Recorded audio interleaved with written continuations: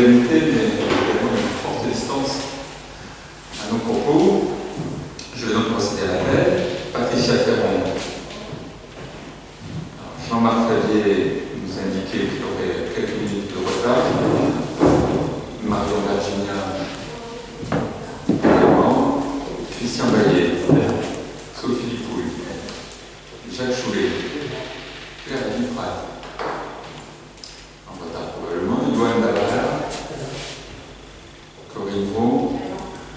Arnaud Fabre. En retard aussi. Marie-Ange Weber. Christophe Tasté. Aurélie Lévesque. Laurent Langdal. Sylvie Sauvignon. Dominique Barrière. Agnès Gosienne. Ludovic Ducal. Solange Boudens. Christophe Bergès a donné procréation à Sylvie Sauvignon. Olivier Martinez. Julie Sauvillon. Marjorie Fautus. Olivier Roufiard. Isabelle Lacure. Cédric Mallet. Et donc je note que Marion Virginia est également présente. Je vous propose que Yoann Labarère, en agenda de notre séance, soit de nouveau notre secrétaire de séance, si vous êtes d'accord. Merci. Premier point dans l'ordre du jour, l'exonération de la redevance d'occupation du domaine public pour le commerce de la commune pour Saint-Sauveur transfert de fonds. Ceci, donc je note également la présence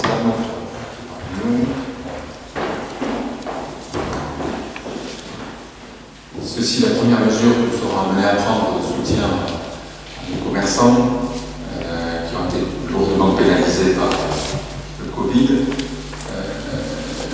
C'est une mesure qui, bien sûr, est complémentaire aux animations du samedi et samedi musique qui ont commencé dès fin mai avec un mois et demi d'avance sur les années précédentes. J'invite les uns et les autres qui n'auraient pas fait à mettre leur portable sur silencieux. Oui, je vous disais donc que c'est une des premières mesures en complément du spot publicitaire que vous avez pu voir sur les commerces de vêtements. Second est en préparation sur les commerces de décoration d'équipements de la maison. Cette exonération de redevance va engendrer une perte de recettes pour la commune de 15 000 €. Occasion pour moi, en introduction, de nous faire un peu le topo des incidences financières pour le budget communal de cette crise du Covid-19. Nous attendons une baisse des recettes qui sera de l'ordre de 3,5% sur l'année, qui s'explique par deux facteurs. Tout d'abord, la baisse des droits de mutation. Il faut savoir qu'à chaque fois qu'une maison ou un terrain est vendu, sur les frais qui sont payés par les acquéreurs, une partie va au département, une partie va à d'autres instances, mais aussi une partie à la commune. L'an dernier, ça avait représenté 270 000 € de recettes. Cette année, à fin mai, nous étions à 41 200 €. Il est probable que nous ayons donc une baisse de plus de 100 000 € là-dessus. Nous avons aussi, bien sûr, des baisses des produits des services, puisque le cinéma a été fermé pendant 3 mois. Nous avons également eu beaucoup moins de repas à livrer. Or, nous avons la cuisine centrale dans le giron municipal. Nous aurons probablement, du fait des conséquences de la limitation du nombre d'entrées, des baisses d'entrée à la piscine, et nous avons déjà des annulations de location de salle municipale. Dans ce contexte, donc, nous aurons de l'ordre de 3 à 4% de baisse des recettes de fonctionnement. Il nous faudra bien entendu être extrêmement prudent sur les dépenses. Pour autant, nous devons être en soutien à nos commerces, d'où ces deux premières délibérations. Je les présente en même temps. La première, c'est l'exonération pour tous ceux qui occupent le domaine public, c'est principalement nos cafés et restaurants. Et nous avons également, pour tous ceux qui louent un matériel oral, une exonération pour le deuxième trimestre de l'année, qui correspond au trimestre qui n'ont pas pu exercer leur leur activité professionnelle. Un dernier point peut-être sur les incidences du Covid. Nous avons dépensé 15 300 € pour les gels et les masques, sachant que nous avons donc acheté 7 000 masques chirurgicaux, 2 350 masques en tissu à Pyrénées et fabriqués avec la manufacture où ont exercé les bénévoles 5 658 masques, soit un total de 15 008 masques. Et donc le masque nous est revenu au final, sachant qu'on a fait la demande de 5 200 € d'aide au pied de l'État, à 67 centimes. C'est un coût extrêmement bas, sachant qu'une grande partie de ce stock correspond à des masques en tissu réutilisables 50 fois.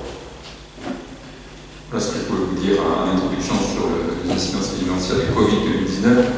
Y a-t-il des questions avant que nous passions au vote des deux, la première et la deuxième délibération? Oui, Olivier. Bonsoir. Juste une question, et j'en profite, M. Sutter, peut-être qu'il a la réponse. Concernant les dépenses identifiées comme étant dues à la pandémie du Covid-19, il y avait eu une réflexion de niveau gouvernemental sur la possibilité éventuellement pour les collectivités de créer des budgets annexes afin d'identifier les dépenses inhérentes à cette pandémie, avec la possibilité à terme de pouvoir avoir des subventions toujours de l'État spécifiques pour équilibrer ce budget annexe afin que cette opération soit la plus neutre possible au plan budgétaire et comptable. Est-ce que vous avez cette information? Est-ce que c'est en cours de discussion? Voilà, c'est ma question. C'est pas une question piège. Hein, Oui, bonsoir. Donc oui, effectivement, j'ai l'information et il y aura de toute façon, il est toujours possible de créer un budget. Je crois qu'on vous entend pas. Oui, je disais donc oui, il est toujours possible de créer des budgets annexes. Ah oui. Effectivement, c'est une possibilité de créer un budget annexe spécial Covid, donc avec dépenses, recettes. Après, je dirais que c'est une mesure qui n'a pas eu l'effet de beaucoup de publicité, parce que, je d'une part, on est souvent assez peu favorable, je parle de la Direction générale des finances publiques, hein, voilà, à la multiplication des budgets annexes, d'autant que c'est un budget annexe qui, souhaitons-le, sera dissous assez régulièrement. Certaines collectivités l'ont mis en place, pas dans ma réunion perceptorale, mais ailleurs, effectivement, pour suivre vraiment des dépenses, des recettes et le coût final. Voilà. Je rappelle juste que l'État a pris deux mesures, on va dire, phares. La baisse, d'une part, de la TVA, donc de 20 à 5,5, et ensuite, donc, ce dont parlait M. le maire, c'est-à-dire d'un subventionnement, voilà, tant par masque ou par gel hydroalcoolique acheté, afin d'aider les collectivités dans ces débours exceptionnels. Juste pour apporter un complément, nous avions voté le budget primitif dès décembre dernier. Nous sommes, comme sur la mandature précédente, dans une procédure budgétaire mois par mois, en suivant par contre les recettes et les dépenses. Donc, nous estimons que nous aurons d'ici la fin d'année 3,5% de recettes inférieures aux recettes de fonctionnement classique 2019. Nous aurons un budget supplémentaire à voter dans les semaines à venir. C'est dans ce budget supplémentaire-là qu'on intégrera les dépenses supplémentaires et les recettes inférieures liées au Covid, et on aura la possibilité sur ce budget supplémentaire de faire tous les correctifs par rapport à la prévision qui était la nôtre en décembre dernier. Y a-t-il sur la première délibération des gens qui s'opposent à l'exonération de nos commerces de la redevance d'occupation du domaine public pour toute l'année 2020? Y a-t-il des abstentions? Je vous remercie. Nous avons également une deuxième délibération qui est liée au HAL, où là nous avons un paiement qui est par trimestre. Donc, je vais vous passer la parole. Juste avant de prendre les questions, donc une facturation au trimestre. Si le Covid ne revient pas, nous pensons que l'arrêt pour les commerçants au sein des halles sera d'un trimestre. Si nous venions à avoir des mauvaises nouvelles, bien sûr, nous pourrons être amenés dans l'année à prendre des mesures complémentaires. Il en va pareil sur les commerçants, certains sont, semble-t-il, abonnés et donc ont eu des périodes d'arrêt. On est en train de recenser tout ça. S'il y a des commerçants qui passent entre les mailles de nos aides, on sera amené à faire des mesures complémentaires dans les prochains conseils municipaux. L'idée que nous avons dans le cœur, c'est que tous ceux qui ont eu des périodes d'arrêt n'aient pas payé l'occupation de leur stand sur la période où ils n'ont pas pu en bénéficier. Je vous passe à Madame Labutte, vous avez la parole. Bonsoir. Vous avez parlé de solidarité justement tout à l'heure, et c'est juste pour aborder dans votre sens. Nous, ce qu'on souhaiterait éventuellement, c'est qu'il n'y ait pas seulement que les commerçants dans les halles, mais ceux qui sont aussi à l'extérieur, pour c'était un lobby, parce qu'il y a aussi des commerçants locaux qui sont à l'extérieur, qui puissent être exonérés, et éventuellement de proposer une allée blanche, ce qui irait dans la suite de ce que vous proposez, mais de le faire directement pour eux. Alors, sur l'extérieur, on a deux cas de figure pour votre information. On a ceux qui payent à la semaine. Donc s'ils ne sont pas venus parce qu'ils avaient un arrêt, ils ont déjà eu l'exonération. Après, on a déjà des tarifs qui sont extrêmement bas, qui sont au fond de l'ordre presque symbolique, puisque notre but c'est de soutenir ces commerces itinérants. Ce que je vous ai indiqué, c'est qu'il semblerait que parmi ceux qui sont abonnés, donc qui payent à l'année l'emplacement, il y en a quelques-uns qui ont eu des périodes d'arrêt. Parce qu'avec le drive qu'on a mis en place, une majorité des commerces qui sont abonnés n'ont eu qu'une semaine d'arrêt. Donc ils n'ont pas eu d'interruption. Puisqu'on n'a pas eu de commerce juste le week-end qui a suivi nos élections. Donc on est en train, avec le placier, de faire ce recensement. Si certains ont eu des périodes d'arrêt et n'auraient pas d'exonération, nous serons amenés au prochain conseil à rajouter des exonérations complémentaires. Après, dans notre esprit, à partir du moment où les gens sont ouverts et font du chiffre d'affaires, il me paraît normal de leur faire payer l'occupation habituelle, qui est déjà un tarif extrêmement bas et encourageant. Pour ce qui concerne donc les halles, où là, on a fait un trimestre forfaitaire qui correspond à l'arrêt qu'ils ont connu, sachant qu'on pourra donc être amené à y revenir dessus s'il y a besoin de complémentaires. Y a-t-il des gens qui s'opposent à cette exonération, des gens qui s'abstiennent? Je vous remercie. Nous allons donc avoir l'approbation des comptes de gestion. Je remercie M. Sutter, notre receveur municipal, d'être présent avec nous aujourd'hui, puisque vous êtes arrivé il y a un peu plus de mois maintenant, en avril 2019. Je vous propose de passer la parole pour que vous nous présentiez les comptes de gestion de façon à ce que nous les adoptions derrière.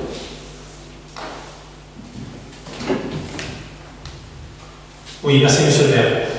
Donc je vais passer donc, synthétiquement sur les différents comptes de gestion de la commune. Je vais commencer par les budgets annexes, je finirai par le budget vide. Le premier budget sur lequel je vais m'arrêter, c'est l'écoquartier. Alors sur l'écoquartier, les résultats 2019 en fonctionnement a donné un excédent de 177 000 €, 177 734,48 €. Et l'investissement a clôturé sur un déficit de 270 528,39 €.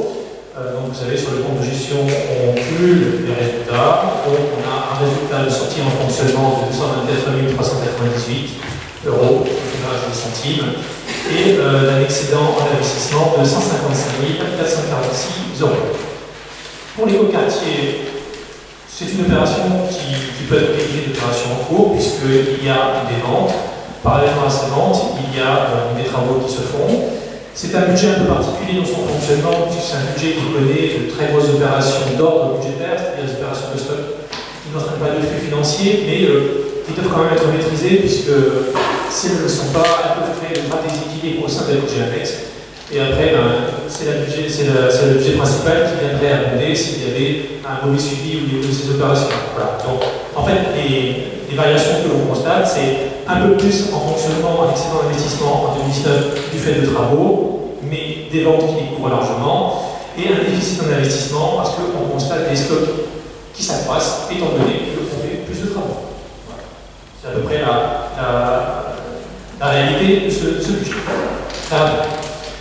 Second budget, le musée Art de Gascogne.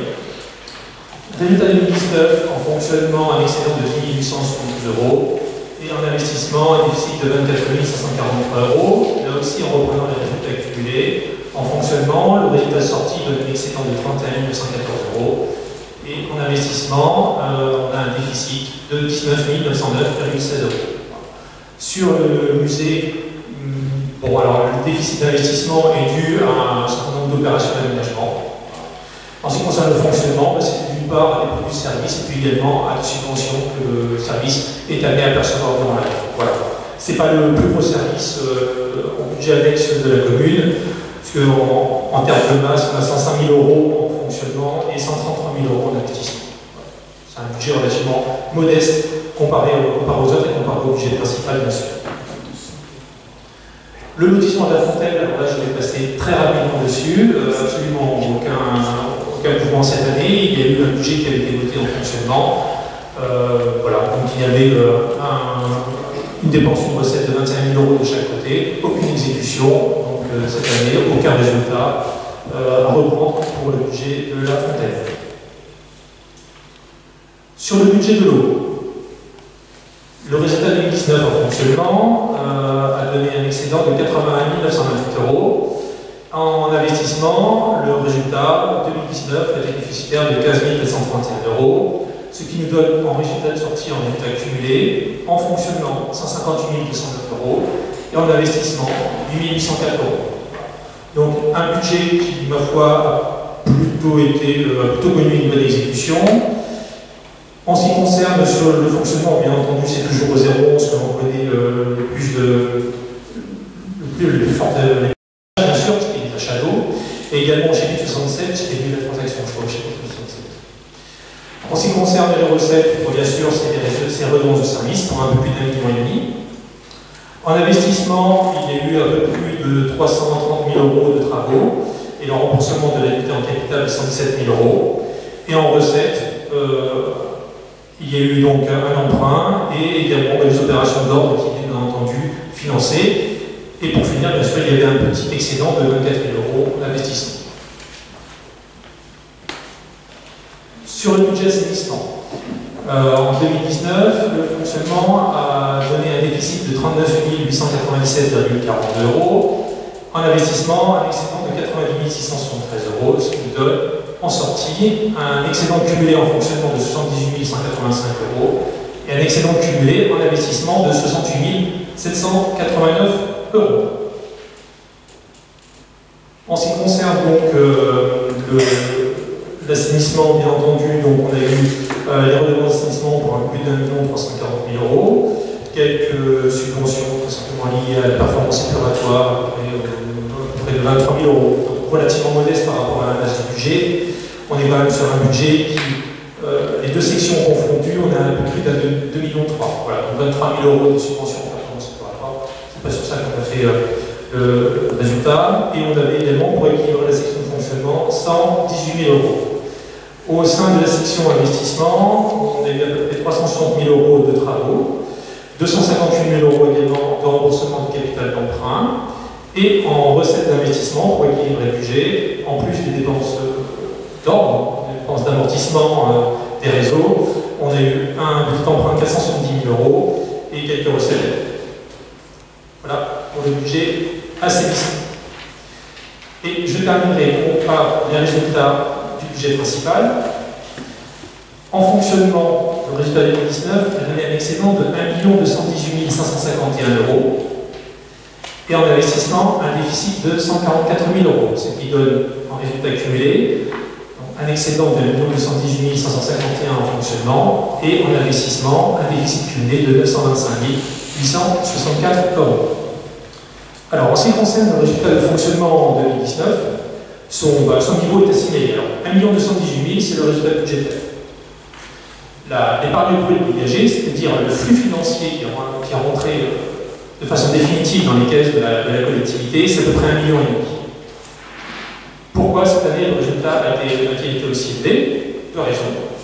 La commune, d'une part, a dépassé les 5 000 habitants, donc vous bénéficiez désormais, à Saint-Sevé, d'un reversement un peu plus important des droits de mutation à titre onéreux. à peu près 200 000 € cette année, ce n'est pas rien. Et par ailleurs, vous avez perçu une indemnisation en lien avec le sinistre sur l'école et l'épargne de Toulouse, pour un demi-million. Et donc à ces 1,5 million d'épargne brute, on vient rajouter 124 000 € à peu près de cession. Les maisons qui ont été vendues, un bien qui a été vendu voilà, cette année. À cela, en face, en dépenses de fonctionnement, on va dire à peu près une relative stabilité. Alors en termes de dépenses de personnel, une stabilité à 6 000 € près. Voilà. Donc on va pouvoir parler de stabilité. Sur les achats et l'échange externe, c'est-à-dire du support pour l'administration générale, une légère baisse. Donc on peut trouver en fait le niveau de l'épargne brute de cette année. Alors l'année dernière, on était à peu près à la moitié, cette année on est à 1,5 million. Voilà en ce qui concerne l'exécution de l'INSEE. Bien, écoutez, félicitations. C'était clair. Des questions, nous passons à l'adoption des comptes de gestion. Oui, M. Martinez. Oui, petite question d'organisation et des accords sur les comptes de gestion, on pourra évoquer par la suite les comptes administratifs.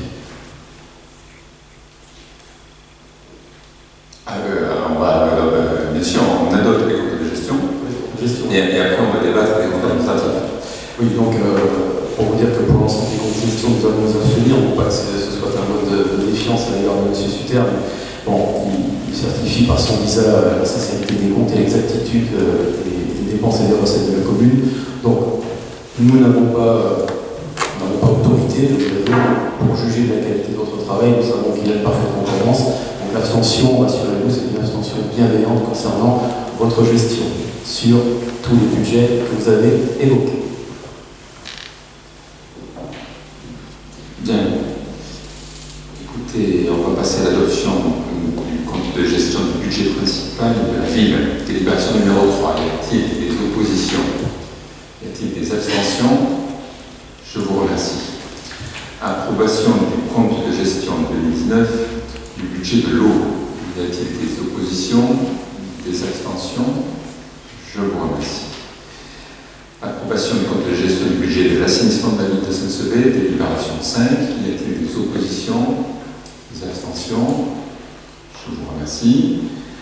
Délibération numéro 6. Approbation du compte de gestion du budget de lotissement de La Fontaine. Y a-t-il des oppositions? Des abstentions? Je vous remercie. Approbation du compte de gestion du budget de l'écoquartier Danton. Délibération numéro 7. Y a-t-il des oppositions? Des abstentions? La délibération est adoptée. Approbation du compte de gestion 2019 du budget du musée d'art et d'histoire du Cap de Gascogne. Délibération numéro 8. Y a-t-il des oppositions? Des abstentions? Les comptes de gestion sont donc tous adoptés. Je vous remercie beaucoup, M. Schiffer. Si vous souhaitez rester parmi nous, vous êtes le bienvenu. Sachez que si vous voulez aussi faire quelques occupations, il n'y a pas de problème. Jusqu'à la fin des comptes administratifs. Eh bien, c'est parfait. Très bien. Nous allons donc maintenant adopter les comptes administratifs. Pour ceux pour qui c'est le premier conseil municipal, nous avons dans une organisation municipale 2 temps budgétaires. Le temps de la prévision, c'est ce qu'on appelle généralement le budget primitif, où on prévoit ce qui sera fait dans l'année, on estime les recettes sur lesquelles nous allons pouvoir compter, et nous sommes toujours en territoire couvert par la base d'AVF 118, nous sommes donc en sécurité. Je rappelais que dans un exercice municipal, nous aurons l'occasion entre nous de nous revoir dans 2 temps budgétaires. Le premier est celui de la prévision, qui est celui où on estime les recettes que nous allons pouvoir avoir, et celui où vous m'autorisez à engager des dépenses avec un plafond maximum de dépenses et avec des opérations qui sont fléchées pour les investissements. C'est ce qu'on appelle généralement le budget. Mais ce qui compte principalement, puisque le budget est toujours au fond une estimation de début d'année, une orientation de l'action donnée, là on voit la réalité de la situation budgétaire de notre commune, c'est à la fin de l'année l'exactitude de ce qui a été dépensé, de ce qui a été reçu comme produit, et donc des résultats qui nous restent pour pouvoir poursuivre l'action municipale. Nous allons donc être amenés à adopter ces comptes administratifs 2019 de manière un peu tardive, liée à ce confinement et à l'installation tardive de notre conseil municipal, puisque normalement ces comptes administratifs ont vocation à être adoptés courant mars, puisqu'on faut généralement quelques semaines pour boucler tout ça. Et donc le rythme budgétaire sur lequel je vous propose que nous évoluions dans cette mandature, ça sera de voter en fin d'année les budgets de l'année suivante, d'adopter en mars les comptes administratifs de l'année précédente pour savoir quels sont les résultats qui nous restent, et d'avoir un budget supplémentaire qui généralement sera adopté au mois de juin. Ça permet de ne pas ralentir l'action, ça permet de pouvoir engager les opérations dès le début de l'année. C'est le rythme que nous connaissons à la région, par exemple. On est sur ce rythme budgétaire, ça se rapproche véritablement du rythme que connaissent les entreprises. Puisque dans le privé, on avait généralement les budgets en fin d'année précédente, on a l'exactitude des résultats avant la fin mars, on est amené à corriger nos prévisionnels en cours d'année. Le premier point, c'est donc le budget principal de la ville, c'est celui dans lequel nous retrouvons la plupart des dépenses, puisqu'on a au fond une compétence eau et assainissement qui sont des budgets annexes. Nous avons un petit budget qui correspond au musée, des budgets d'opération avec la fontaine et avec le lotissement d'automne. Le budget principal, c'est celui dont nous avons débattu, qui est le budget principal. Nous avons préparé un petit PowerPoint que vous allez donc avoir à l'écran derrière moi. L'occasion pour moi de vous dire que qu'est-ce qui s'est passé en 2019, qu'est-ce qu'on retrouve dans ces comptes. On retrouve d'abord des opérations prévues de longue date. Nous avions établi un plan pluriannuel d'investissement et nous avions des opérations qui avaient vocation à être terminées en 2019. La première de ces opérations-là, c'est l'abbatiale, qui aura donc mis 6 années à être totalement rénovée. L'occasion pour moi de rappeler que les échafaudages avaient été démontés pour les fêtes de Noël et que l'inscription budgétaire sur 2019, c'est malgré tout 800 000 €, rien que pour l'année 2019. Nous avons également la piscine municipale que nous avions inaugurée le 15 juin 2019, pour lequel nous avons consacré 345 €. Vous avez les photos de l'inauguration l'an dernier. Autre opération qui a mobilisé quelques crédits d'investissement en achat de matériaux, mais aussi beaucoup d'énergie et de masse salariale, c'est l'obtention de la première fleur au billet de Vache-Fleurie qui nous a été décernée en novembre 2019. À ces opérations prévues de longue date est venue se rajouter une opération totalement imprévue, c'est la reconstruction de l'école du parc. L'occasion pour moi de rappeler que dans le débat d'orientation budgétaire qu'on avait fait sur 2018-2019, on avait prévu juste 100 000 € sur l'école du parc. On souhaitait équiper toutes ces salles de VPI, de vidéoprojecteurs interactifs, et procéder à un rafraîchissement en termes de peinture. Mais il n'y avait pas de restructuration prévue. Bien entendu, cet incendie a été l'occasion de modifier l'infrastructure, de rajouter une cantine. Nous avions prévu à l'origine, et c'était ce qui était inscrit dans le budget primitif, c'est la deuxième colonne, 1 300 000 € de travaux, puisque au départ, cette école devait être terminée pour le mois de mars 2020. Et donc, les dépenses et les recettes étaient réparties sur 2 exercices budgétaires, 2019 et 2020. Or, et c'est un des éléments de différence entre le compte administratif, c'est-à-dire la réalité des chiffres, ce qui était prévu en début d'année majeure, c'est l'accélération de ce chantier. Nous avons été amenés à pouvoir démarrer le chantier plus vite que prévu. Nos enfants ont pu rejoindre cette nouvelle école dès le 5 janvier. Et donc, pour suivre le rythme des travaux, nous avons été amenés à dépenser presque 400 000 € de plus pour payer les entreprises qui allaient plus vite que prévu.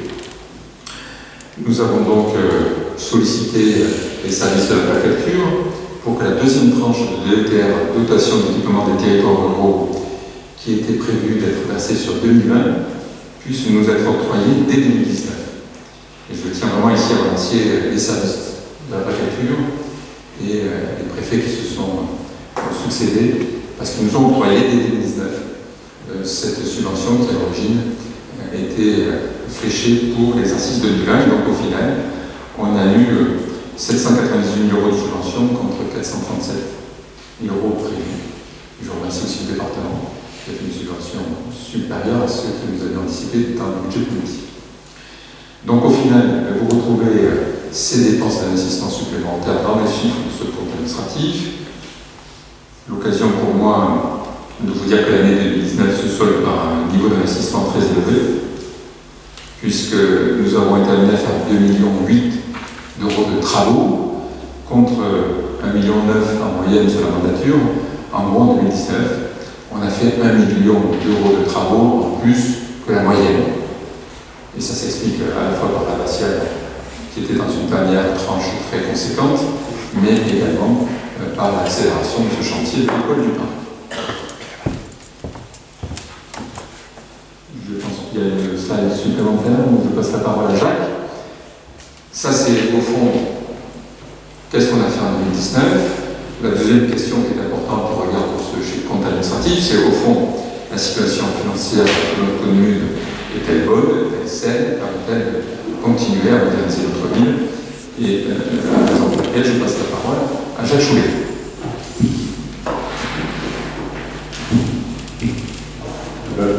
C'est bon. Donc je vais vous donner quelques résultats sur le compte administratif de la ville 2019. Donc malgré des prévisions alarmistes il y a un an, à l'époque il aurait manqué 669 000 € pour boucler le budget, nous avons d'excellents résultats sur le compte administratif ville 2019. Nous avons un résultat de fonctionnement de 1 218 000 €, alors qu'il était de 456 000 € en 2018. Et ce résultat de fonctionnement nous permet d'avoir un résultat net global de 653 000 €. Donc ce sont de bons résultats. Ces résultats sont le fait de au moins deux cohérences. D'abord, d'une gestion rigoureuse des dépenses. Les dépenses réelles de fonctionnement ont à nouveau diminué par rapport à l'exercice précédent, de 55 000 €. Et pourquoi elles ont diminué? Notamment grâce à une maîtrise des charges à caractère général, qui, pour la 6e année consécutive, avec 1 532 000 €, sont toujours inférieures à celles de 2013. Les résultats sont très bons également grâce à un niveau de recettes toujours plus important. Les recettes réelles de fonctionnement s'élèvent à 6 781 000 €, grâce notamment à la dynamique des bases, qui nous rapporte 48 000 € de plus qu'en 2018, à la hausse de 186 000 € des droits de mutation, et à l'augmentation de 14 000 € des dotations. Ces trois items sont bien sûr intimement liés à la croissance de la population de la ville, que ce soit les droits de mutation, les dotations et les bases, bien entendu. Au niveau investissement, nous avons, comme en 2018, largement dépassé la moyenne annuelle de la mandature, avec 2 843 000 € de mandat et 783 000 € de reste à réaliser, soit 3 631 000 € de dépenses d'équipement. L'école du Parc, avec 1 725 000 €, représente la moitié de ces dépenses.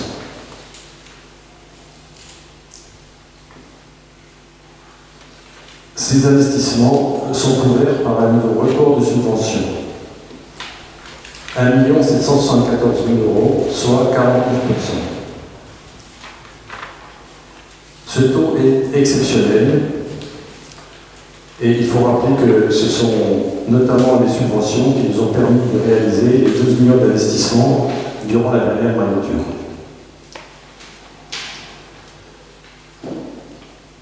Tous ces bons résultats se traduisent par la poursuite de l'amélioration de notre capacité de désendettement qui passe à 7,59 années et surtout qui permettent de continuer la pente descendante de cette courbe de désendettement.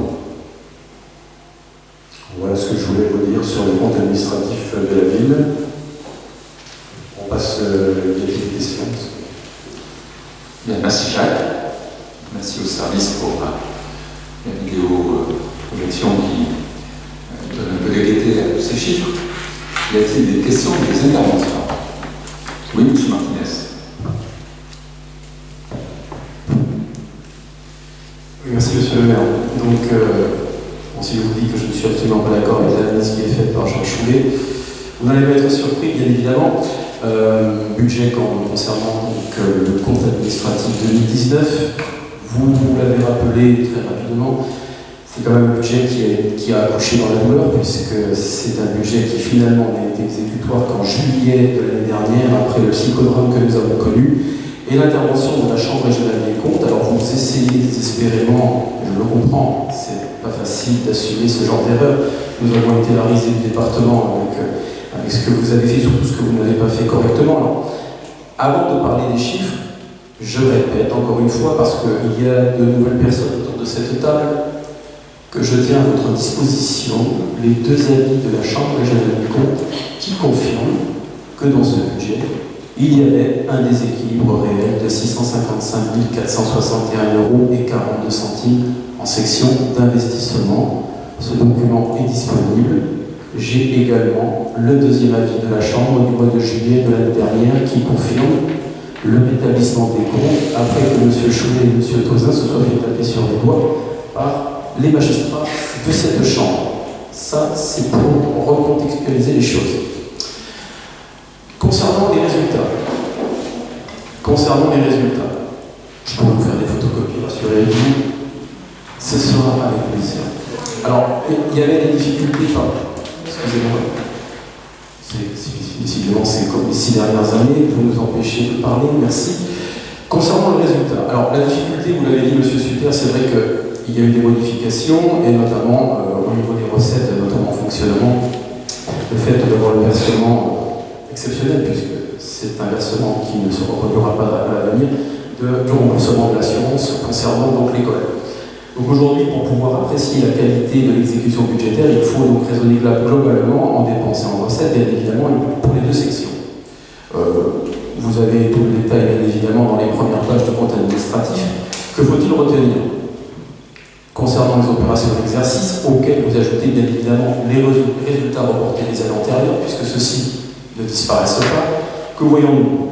C'est que le résultat global, au 31 décembre 2019, est de 292 686 € et 93 centimes. 292 686 € et 93 centimes. Déjà, ça permet peut-être de remettre en perspective et de moins se glorifier d'un soi-disant résultat excellent au 31 décembre 2019. Pourquoi? Parce que ce résultat, il n'est pas si bon que ça. Parce que, premièrement, si nous sommes au-dessus de la ligne de flottaison, du zéro, à plus de 192 000, ça a été précisé tout à l'heure, notamment grâce à une recette exceptionnelle, puisqu'il y a dans ce résultat les 124 500 € de la vente de la maison que nous possédions, nous, ville de Saint-Sevé, devant l'école maternelle. Ça, c'est la première chose. La deuxième chose également, c'est qu'il y a une augmentation de la dette, puisque, alors que vous avez remboursé à peu près 500 000 € de dette sur le budget 2019, vous en avez mobilisé le double. C'est-à-dire que vous avez fait un accroissement de dette, donc déplaise à M. Choulet, de 566 198 € et 50 centimes. Quand vous ajoutez ces deux recettes, 690 698 € et 50 centimes, recettes qui, pour l'une est exceptionnelle, la vente de notre patrimoine, pour l'autre, va dégrader les comptes de la commune. Ce n'est pas un résultat excédentaire de 292 000 que nous avons, mais un déficit de 398 011 € et 57 centimes. On pourrait se dire, l'augmentation de la mobilisation de la dette à hauteur de 1 million d'euros est due à une augmentation des dépenses d'investissement. Or, que constatons-nous entre 2018 et 2019? En 2018, les dépenses d'équipement, chapitre 20, 21, 23, nous avons 3 577 681 euros. En 2019, sur notre budget, nous sommes à 2 843 455 euros. C'est-à-dire que nous avons une baisse de près de 750 000 euros des investissements, à mettre en rapport avec une dette qui augmente de près de 566 000 euros. Qu'est-ce que ça veut dire? Ça veut dire qu'aujourd'hui, le résultat n'est positif que parce que vous vendez le patrimoine appartenant à Saint-Séverin et parce que vous faites le choix d'augmenter régulièrement la dette. Et tôt ou tard, cette dette, nous devrons la payer et nous devrons tous la payer. Donc, nous ne partageons pas, bien entendu, votre satisfecit concernant cette gestion. Ces chiffres aussi sont dans les documents, ils sont officiels. Donc, nous continuons à être particulièrement inquiets car nous savons pertinemment que nous sommes au-dessus de cette ligne de flottaison uniquement grâce à des passe-passe financiers dont nous vivons d'expédients, et je pense que tôt ou tard, nous arriverons à la limite de ce système et que vous devrez présenter la note au Saint-Séverin.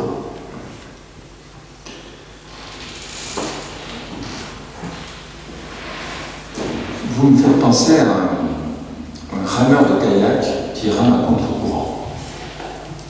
Et quand le courant est fort, vous voyez des fois à quel point c'est difficile de remonter quelques mètres dans les compétitions de JO. Il y a 6 ans, vous nous disiez que la dette, on peut la rembourser en 3 ans. Maintenant, vous nous expliquez que la dette, alors que la dette de long terme de 391 000 euros inférieure à 2013, c'est un écueil insurmontable. L'an dernier, et pendant toute la campagne municipale, vous nous avez dit que les résultats sont négatifs. Il manque 600 000 euros. Et maintenant, vous dites, alors, ils sont de 292 000, mais ce n'est pas des vrais résultats de 292 000. On sent bien que ça vous embête, c'est utile. Il y a des choses simples. On a eu 500 000 euros de recettes exceptionnelles, du remboursement de l'assurance. Mais on a aussi des dépenses exceptionnelles. 1 million d'euros de plus que la moyenne de la mandature dépensée, et on a dépensé où ces 500 000 euros? Dans la reconstruction de l'école du parc.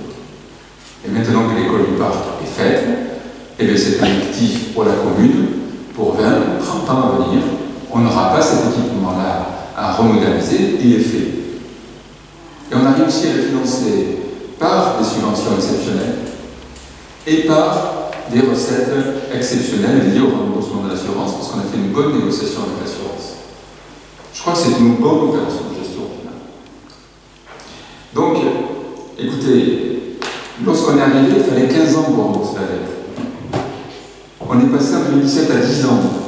Aujourd'hui, on a 7 ans. Est-ce qu'un exercice budgétaire est toujours difficile? Oui. Est-ce que c'est gagné pour demain? Non. Il faudra continuer à bien gérer, en tous les cas, quand les chiffres s'améliorent, quand les dépenses n'augmentent pas. Le total des dépenses de la commune en fonctionnement, c'est de 55 000 euros. Moi, j'ai dit bravo, Jacques. Je dis bravo au service. C'est toute l'année qu'il a fallu se battre pour maîtriser ça. Lorsqu'on gagne 400 habitants en 6 ans, qu'on franchit les 5 000, et que donc on est éligible à des recettes complémentaires, et qu'on a 300 000 euros de recettes qui structurellement sont supérieures à ce qu'on avait avant. Mais c'est la commune qui s'enrichit. Et au final, vous nous dites que tout va mal. Mais si les banques nous ont suivis pour faire ces travaux, c'est qu'on était solvable. C'est que notre situation était saine. Toute personne sait que dès lors qu'on n'est pas en forme financièrement, qu'on est surendetté ou que ça va mal, les banques ne nous suivent pas pour acheter une voiture ou une maison. Mais c'est pareil pour les communes. Les banques nous ont suivis, y compris sur ces opérations imprévues qui étaient l'école du parc. Et donc on a fait 2 emprunts de court terme qui vont être remboursés. On a 600 000 euros qui est remboursé ce mois de juin 2020. Et nous aurons également 288 000 euros qui sera remboursé, c'est inscrit PP 2020 au mois de septembre, parce qu'il y a une chose que je voudrais faire comprendre à tout le monde, c'est que contrairement aux entreprises qui ont un remboursement de la TVA, c'est à peu près 20% qui montant qui s'ajoute hors taxe, qui est remboursé le mois suivant. Une commune paye toute l'année des travaux en TTC et n'est remboursée de la TVA qu'au mois de septembre de l'année d'après. Alors lorsqu'on a deux exercices comme 2018 et 2019, on investit un coup 4 millions d'euros, l'autre presque 3 millions d'euros, bref, on investit plus que la normale, il est normal qu'on fasse un petit crédit court terme dedans pour qu'on puisse se faire payer par avance cette TVA et que dès lors qu'on rembourse la TVA, on solde cet emprunt de court terme. Donc je vous donne rendez-vous dans le compte administratif de l'immeuble et vous verrez bien que tous ces court termes seront remboursés. Y a-t-il des compléments de la prise de parole? Oui, monsieur Mallet. Juste une précision. On parlait des 650 000 euros et vous me dites, oui, il y a que 292 000 euros, ça ne colle pas. Ce qui est surprenant, c'est que dans vos propos introductifs, vous essayez d'expliquer doctement à l'ensemble des membres de cette Assemblée la différence entre un budget prévisionnel et sa réalisation effective. C'est tout à fait ça. La Chambre s'est positionnée dans le cadre de l'élaboration d'un budget, qui est un document budgétaire prévisionnel. Là, nous parlons d'une exécution budgétaire concrète. Évidemment que les chiffres ne sont pas les mêmes. Donc, juste sur ce point, et j'ai aussi précisé que l'école du parc, c'était compliqué cette opération, puisqu'elle modifiait les chiffres, et c'est pour ça que j'appréciais la qualité de l'exécution budgétaire sur l'ensemble des sections en dépenses et en recettes. Je n'ai jamais dit le contraire que ce que vous prétendez dire. Ah, si vous dites comment ça va être bien de mon budget, je m'en réjouis, je fais des... Je n'ai pas dit ça. Vous faites preuve d'objectivité, vous en réjouis. On commence à vous connaître. Comment on va passer si vous perdez le pied? On va passer 6 années ensemble, monsieur Martinez. Vous pouvez enfin vous laisser aller à l'honnêteté intellectuelle. Oui, monsieur Mallet.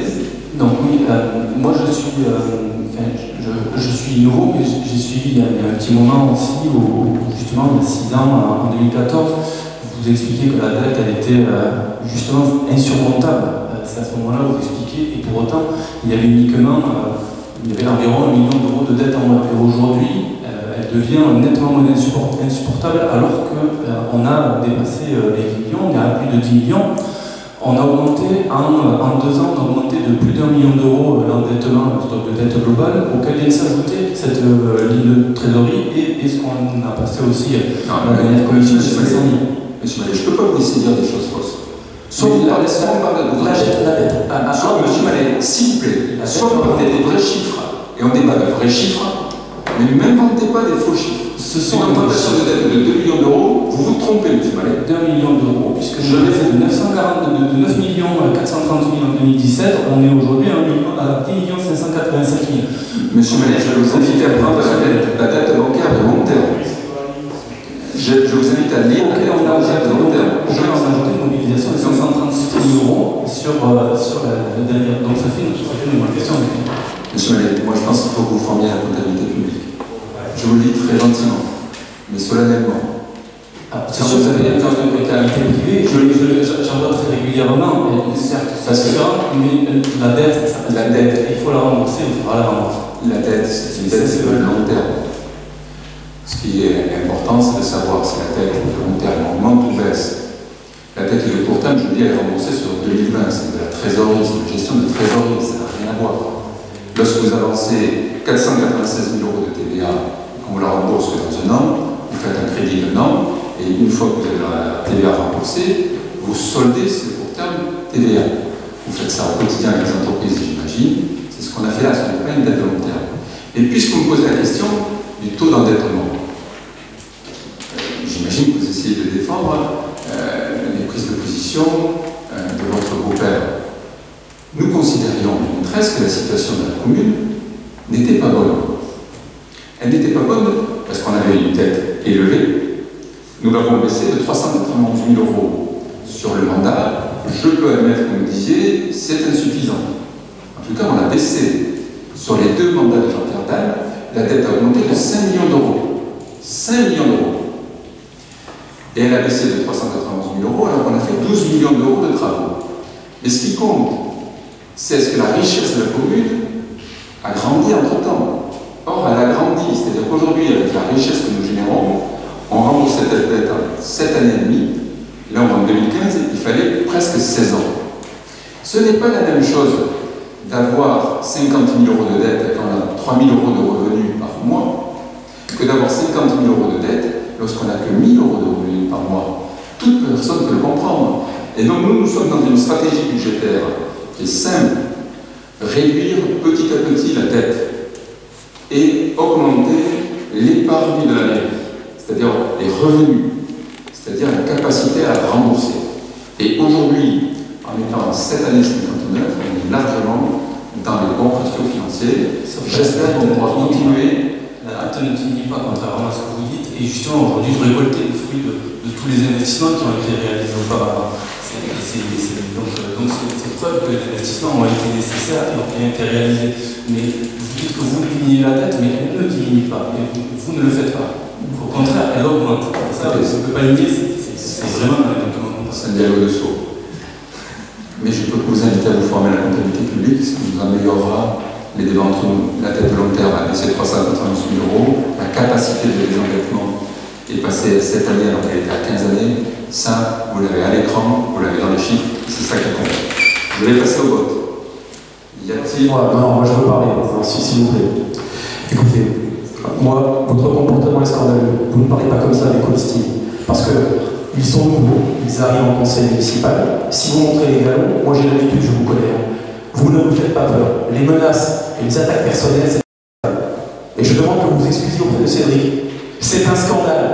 C'est inacceptable. Gardez votre calme, M. Martinez. J'ai de quoi être énervé. Vous attaquez les personnes. Seule première chose, c'est que vous êtes en difficulté. Mais vous ne savez pas vous en sortir. Quelle est la réalité aujourd'hui? Vous prenez les chiffres. Cédric a raison. Aujourd'hui, vous augmentez la dette régulièrement. Mais monsieur Choulet, quand vous saurez faire un budget, je vous rappelle la situation pitoyable dans laquelle vous étiez l'année dernière. Je n'ai pas, nous n'avons pas de leçons. Nous n'avons pas de leçons à recevoir de votre part. Nous n'avons pas de leçons à recevoir de votre part. Voilà. Je suis fatigué, calmez-vous. Arrêtez vos trucs, vous êtes affligeant là. Vous attaquez les personnes et vous expliquez après qu'on n'a pas d'offusqué. Mais c'est une honte. Qu'est-ce que vous faites? Gardez votre calme, M. C'est honteux, les attaques personnelles sont honteuses. J'ai entendu 2 millions d'euros. Vous êtes en difficulté, vous n'arrivez pas à sortir de façon financièrement. C'est la réalité, c'est dommage. Nous passons au vote. Y a-t-il des oppositions? Ah oui, pardon. Je n'ai pas le droit de faire voter les comptes administratifs. Je sors de la salle.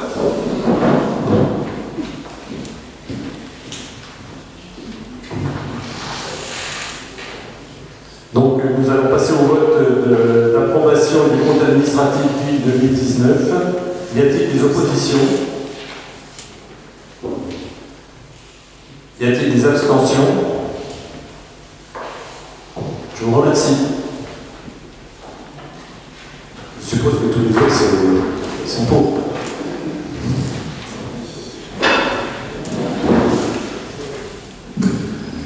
Allez, on va changer de poste, mais c'est... Je vous passerai la parole après. Vous avez vu une attaque dans quelque chose qui est de la pédagogie. Chaque élu a droit individuel à la formation. Vous pouvez dire, tous ceux qui sont autour de la table, accéder à la formation. La comptabilité publique est quelque chose de compliqué, et ce n'est pas offensant de dire à des gens qu'il faut qu'ils se forment à la comptabilité publique. Je vais passer au vote supplémentaire, qui est le budget de l'eau, c'est la délibération numéro 10. Je passe la parole à Jacques Choulet. Donc, concernant le compte administratif de l'eau 2019, résultat de fonctionnement 81 900 €, résultat net global 81 700 €. Je pense qu'il n'y a pas grand-chose à dire sur le fonctionnement, sinon que les chiffres importants achats et ventes d'eau 2019 sont très proches de ceux de 2018. Par contre, il faut souligner le niveau très important des travaux. 417 000 €, soit 2 fois plus qu'en 2018. Quasiment le coût de la rénovation de Montagnière. Je vous rappelle quels ont été ces travaux. Donc, la cité Prévert, la rue Ernest Leroy et la rue Saint-Vincent-de-Paul, soit plus de 700 mètres linéaires refaits à neuf. On constate à ce niveau qu'après le renouvellement des rues anciennes, on attaque le renouvellement de lotissement datant d'une cinquantaine d'années. Et donc, cela présage des montants de travaux à venir très très importants. Alors, comment faudra-t-il financer ces travaux? Donc, on a eu recours à la dette. Mais aujourd'hui, on s'aperçoit que le niveau de dette de ce compte atteint un plafond. Et avec 80 000 € d'autofinancement, il est difficile d'envisager la modernisation du réseau. Donc il faut bien se résoudre. La solution inéluctable, c'est l'augmentation du prix.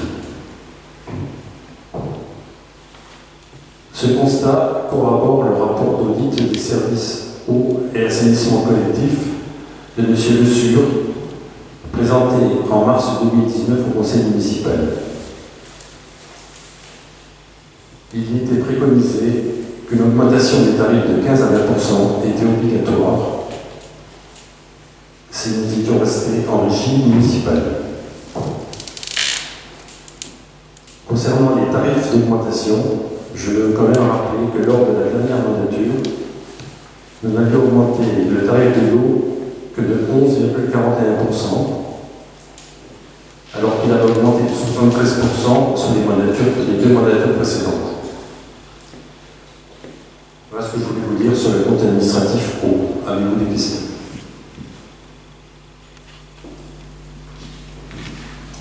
Y a-t-il des prises de parole ou des questions?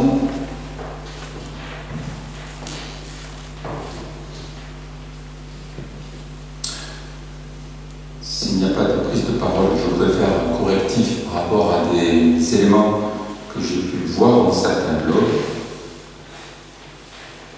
où je vois apparaître des augmentations faramineuses qui tendent à insinuer que nous aurions l'eau des proportions pharaoniques. Je rappelle que si l'abonnement est passé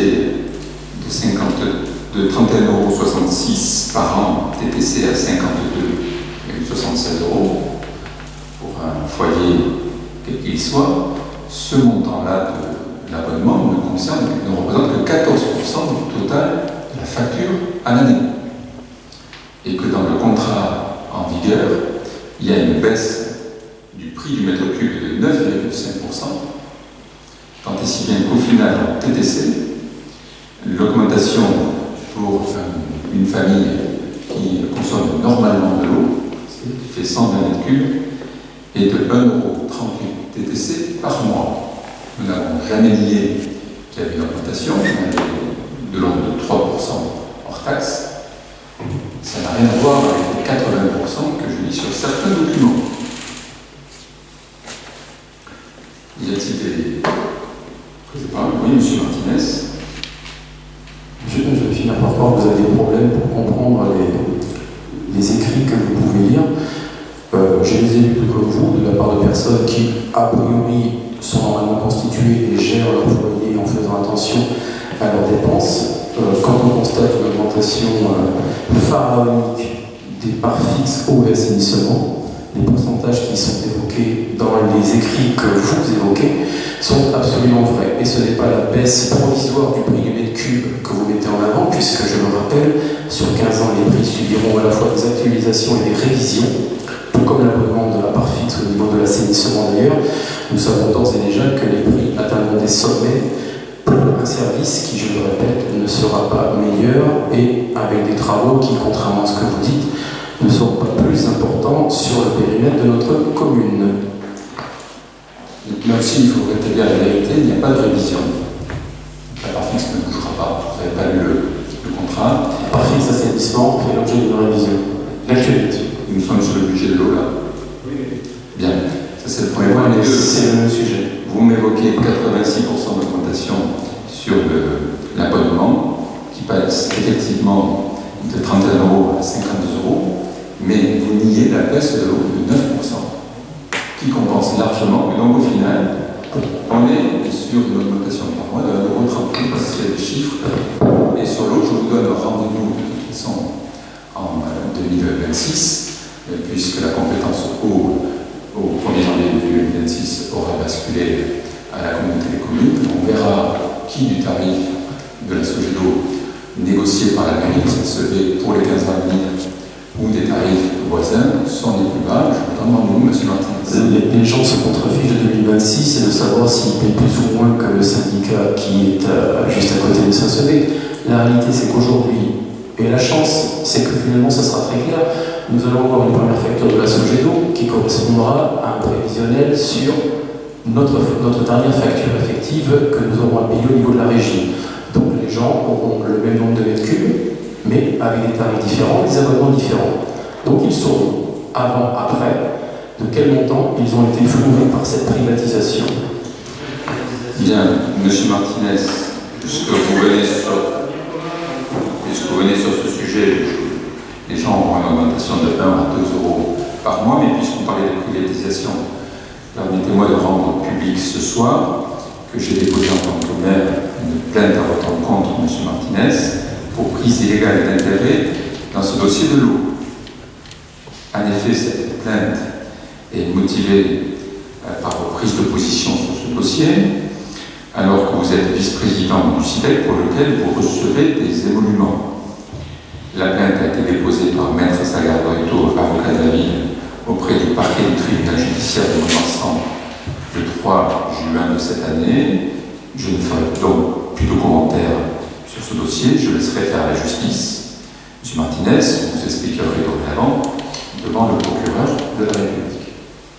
Vous savez qu'en fumage, pour ne pas montrer aux Saint-Séverin la réalité des faits, mais je peux vous assurer que j'attends avec impatience la suite de cette affaire, avec une extrême impatience. Nous, avec calme, sérénité, mais avec aussi confiance. Nous allons passer au vote du budget de l'eau. Ah, il faut que je reparte.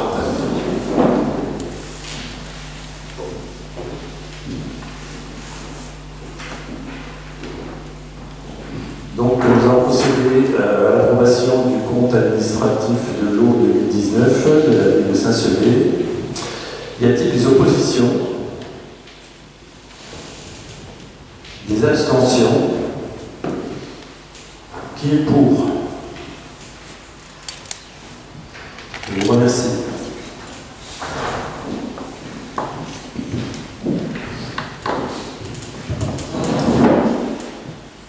Jacques, point 11, budget assainissement, compte administratif 2019, tu as la parole. Administratif assainissement 2019, vous avez pu dire que le résultat donc, net était de 48 000 €. Il n'y a rien de spécial à dire sur le fonctionnement, sinon à signaler que nous avons payé deux exercices de la redevance agence de l'eau, puisque le compte administratif s'arrêtant à la fin de 2019, normalement, nous avons dû payer d'avance l'agence pour 2020 pour 177 000 €. Enfin, donc, de toute façon, à la fin de la DSP, il y aura une recette, alors qu'il n'y aura pas de dépenses, il y aura l'inverse. En ce qui concerne l'investissement, pour l'eau, l'investissement a été important, une fois et demie 2018. Donc les travaux ont été réalisés. Là, il y a tout le quartier du collège, plus les mêmes endroits que pour l'eau, c'est-à-dire Cité Prévert, la Réunion et la rue Saint-Vincent-de-Paul. Et également, au niveau assainissement, sont rentrés en liste des réseaux séparatifs, car il y a encore beaucoup trop de réseaux où l'eau de pluie se déverse dans les canalisations d'assainissement. Et ça, nous avons des injonctions de la police des eaux qui nous demandent de mettre à niveau ces réseaux. Et donc, des investissements très importants sont là aussi à réaliser.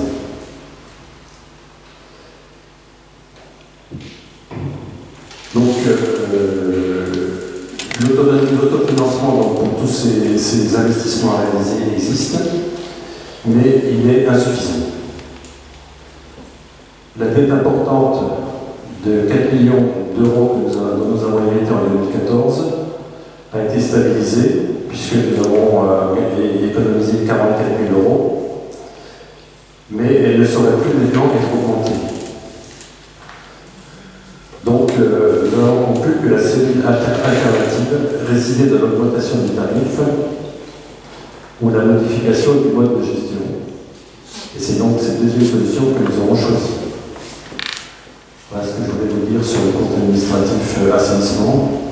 Et avez-vous des questions? S'il n'y a pas de questions d'intervention, le plus simple, c'est de passer au vote. Je vous laisse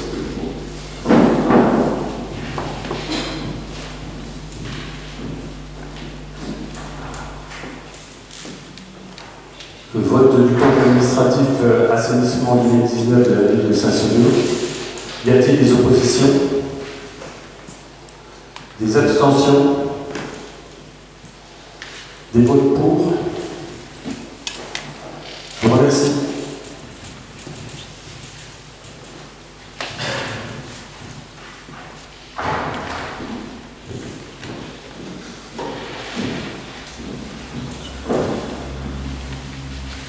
sur le compte administratif à Fontaine, pas grand-chose à dire, si ce n'est pour quelle raison on va garder ce budget annexe.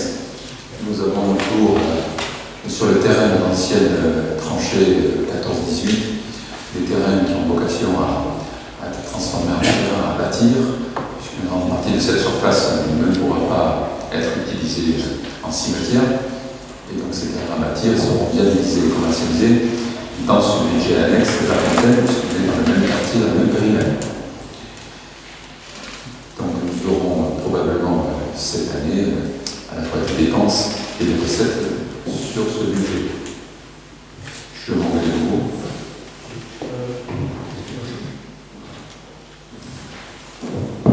Parce que ça ne se fait pas d'échanger sans le maire dans la salle. Juste pour dire, oui, ce budget, nous allons voter pour, parce qu'il n'y a pas d'opération budgétaire, c'est une opération qui est assez ancienne, antérieure à votre mandature. Voilà, c'est un compte à zéro, mais pour autant, je me réjouis de ce vote pour qui va améliorer le pourcentage d'adhésion à nos actions dans votre mandature. ça risque de rebaisser.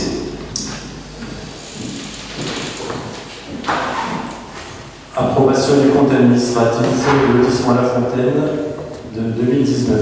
Y a-t-il des oppositions? Des abstentions? Qui vote pour? Merci beaucoup.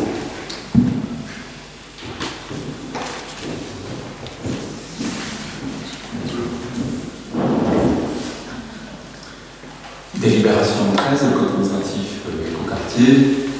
C'est le premier exercice sur lequel on commence à avoir à la fois des montants importants de dépenses et de recettes, puisqu'on a à la fois les travaux qui ont démarré et de nombreux terrains qui ont été vendus.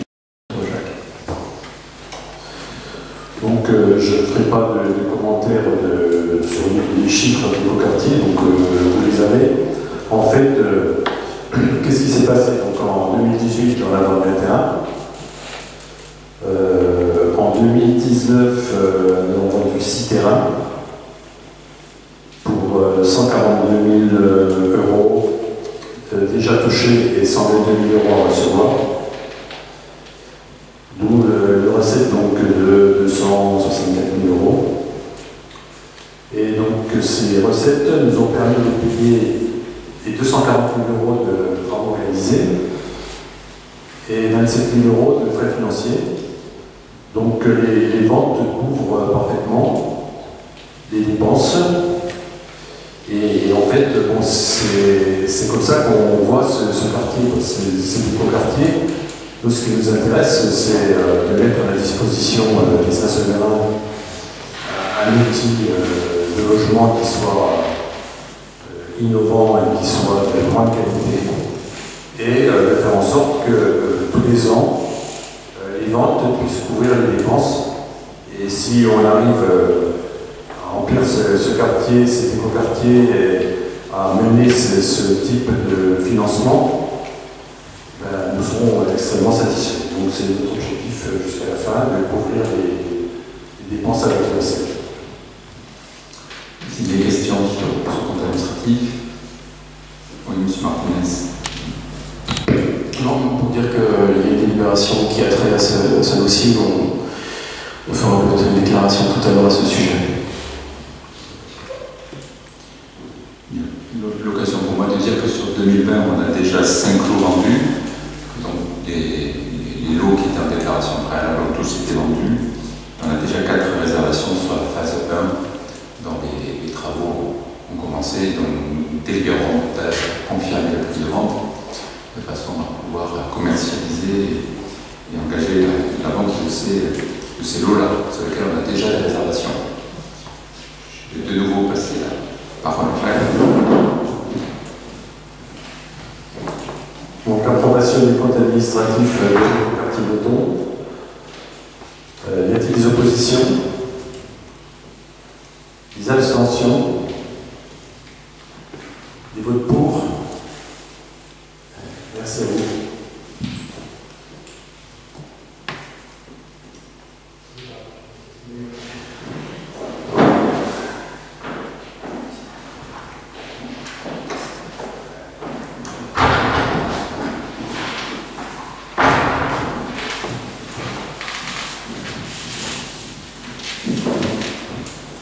Dernier compte administratif, le budget du musée d'art et d'histoire locale de Gascogne.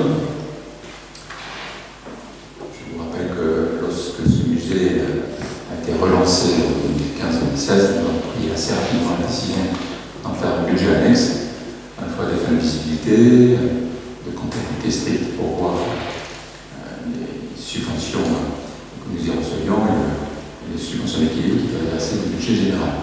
La parole est à toi. Donc, pareil, sur ce budget musée, je n'ai pas de grands commentaires financiers à faire.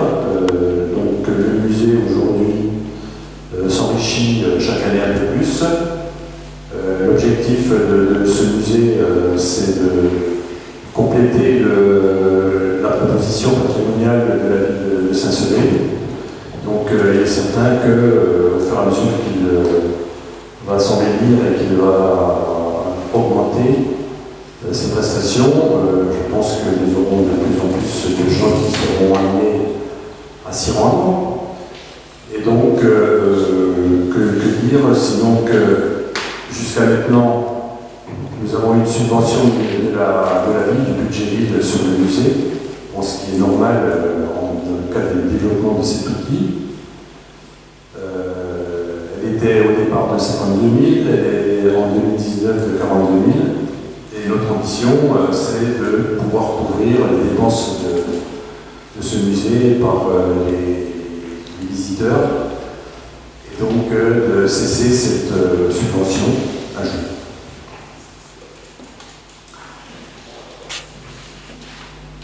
C'est un objectif. Y a-t-il des questions, on passe au vote? Ce qu'on peut s'apercevoir, c'était la première fois l'an dernier que le musée était payant pour les adultes et les touristes, et que rien que le fait de le rendre payant, il reste bien sûr gratuit pour les enfants et pour les scolaires, il y a eu beaucoup de visites scolaires. On a réduit de 10 000 € la contribution du budget général, l'assurance du livre, alors que nous étions toujours dans un niveau d'investissement élevé. L'occasion pour moi de rappeler que toutes les instances, notamment la DRAC, nous accompagnent énormément sur ce budget, puisqu'on a des taux de subvention qui sont régulièrement de 70%. C'était le cas en 2019 encore. Je vous laisse une dernière fois pour adopter ce budget. Je voulais vous demander donc de voter le compte administratif musée 2019 de la ville de Saint-Sevé. Y a-t-il des oppositions? Des abstentions? Qui votent pour? Merci.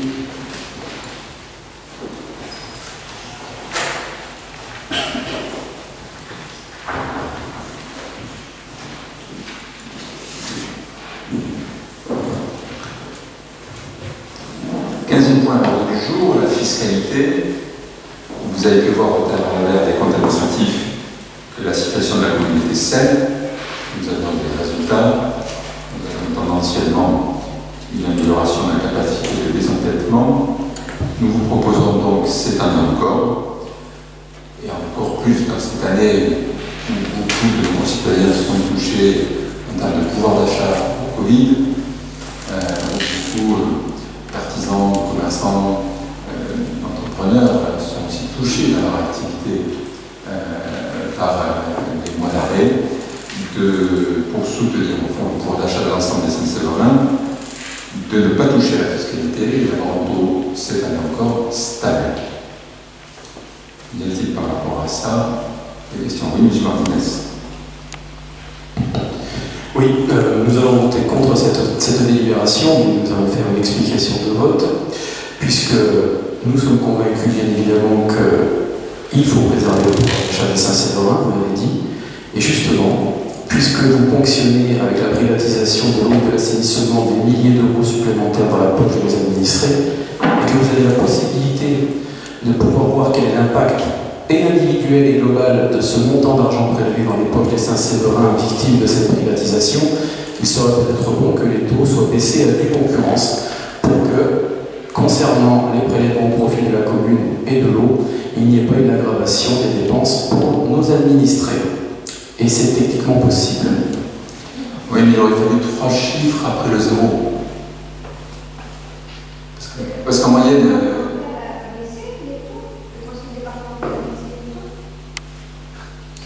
Nous proposons que vous baissiez à due concurrence du montant prélevé par la Sogedo les impôts de Saint-Sever. De combien vous avez augmenté au département les taxes sur les particuliers depuis que vous êtes conseiller départemental, M. Martinez? Est-ce que vous pouvez nous le dire? Monsieur Tozin, de combien avez-vous augmenté les impôts lors de la précédente mandature? J'ai les mêmes taux communaux qu'en 2013. C'est faux pour moi. C'est faux. J'ai les mêmes taux communaux. Mais c'est faux, vous le savez très bien. Écoutez, arrêtez de donner des histoires. Répondre à la question, vous avez augmenté. Vous avez de répondre n'importe quoi. Vous avez augmenté au département. Vous ne pouvez pas comparer un 17%. Vous ne pouvez pas comparer un budget basé sur des solidarités où vous êtes victime des conjonctures économiques avec des hausses de bénéficiaires de RSA. Qu'est-ce que vous en pensez, Mme Ferrand? Êtes-vous d'accord avec M. le maire? Ah, ça c'est joli aussi. Mais je vous interpelle, vous connaissez le fonctionnement d'un département, la solidarité, vous savez ce que ça représente? Qu'est-ce qu'on fait? On laisse les gens crever ou on fait participer à la solidarité départementale? Le problème, M. Martinez, par rapport au département, c'est que tous les autres départements ont augmenté moins que vous, alors ils ont les mêmes compétences que vous.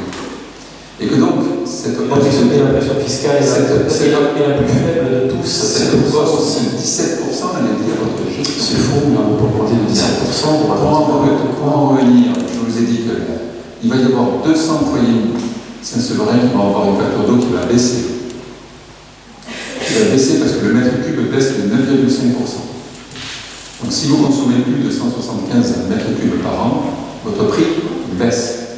Qui consomme 175 mètres cubes dans un centre-ville avec une taxe d'assainissement? 10% de nos usagers. Deuxième point, M. Martinez.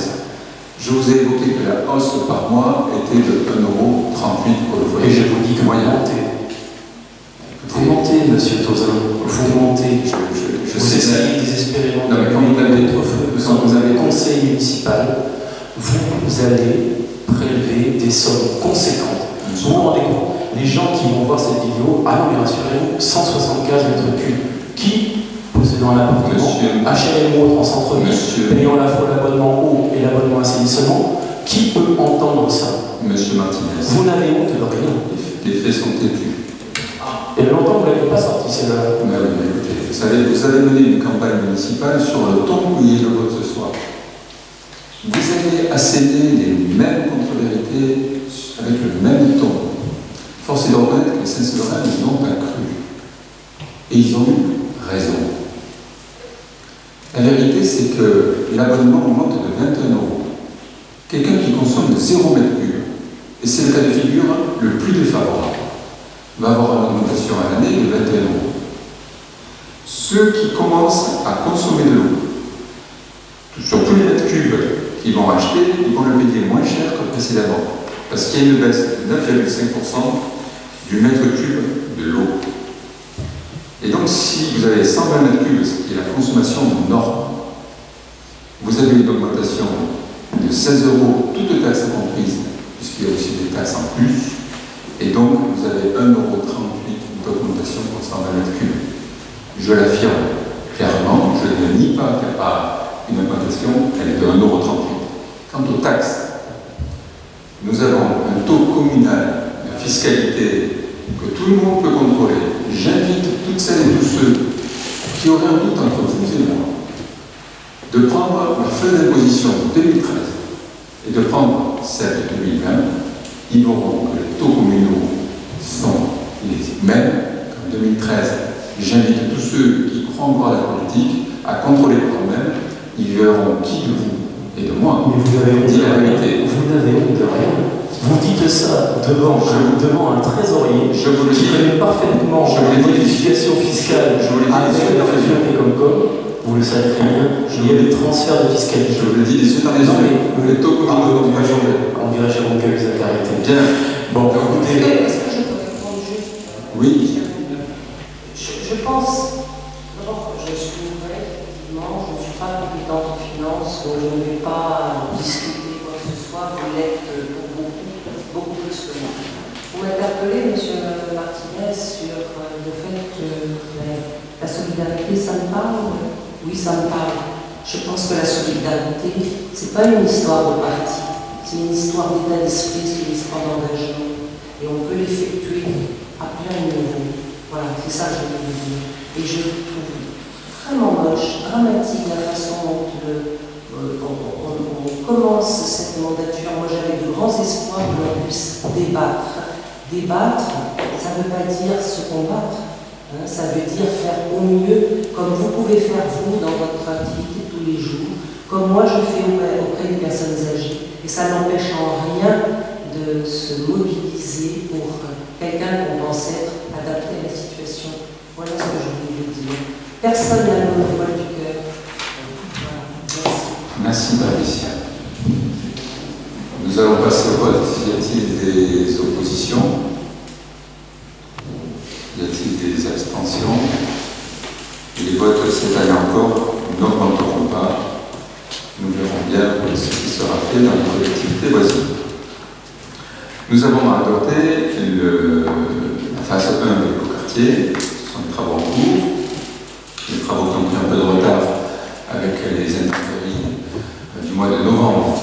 Je vous rappelle qu'on est dans une réalisation des travaux conforme aux préconisations du label écoquartier et que donc l'ensemble de la terre qui est enlevée à certains endroits a vocation à être réutilisée sur le site même pour réduire l'utilisation de carbone par des transports inutiles.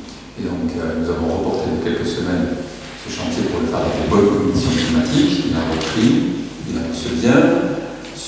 Cette phase 1 consiste à relier le lotissement Notre-Dame à la crèche et à créer l'amorce, la traversée principale de cet écoquartier qui va partir de la maison des services. Nous avons là un certain nombre de parcelles mises à la vente. Il vous est proposé la commercialisation à 67 € TTC, puisque tel que ça a été présenté dans le comité de pilotage de l'écoquartier, tel que je tiens les prix des appels d'offres qui ont été alloués en commission d'appel d'offres en présence de l'opposition, que je tiens aussi à disposition de tous les élus, y compris de l'opposition, l'ensemble des coûts, y compris la maîtrise d'œuvre, y compris le prix d'achat des terrains, y compris les prix de géomètre, y compris les frais financiers, plus les travaux, c'est ce que vous avez à l'écran derrière moi, aboutit à un coût de revient qui est de 67 € TTC. J'ai cru comprendre que ce prix pouvait paraître très compétitif. Et donc, quelque part, on est unanime à considérer que c'est un bon prix. Je m'en réjouis. Il est compétitif parce que nous avons pu acquérir une parcelle importante et que donc nous faisons la répercussion des travaux de voirie, d'assainissement sur un nombre conséquent de mètres carrés à vendre. Nous avons presque une centaine de lots à la vente.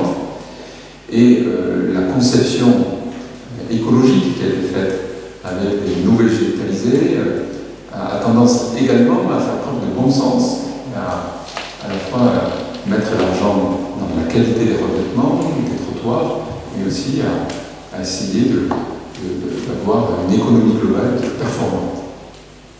Puisque nous participons au 30% d'espace vert sans qu'on ait à créer d'espace vert isolé au milieu. Et donc au final, on a à la fois un prix compétitif et qui correspond au coût de revient.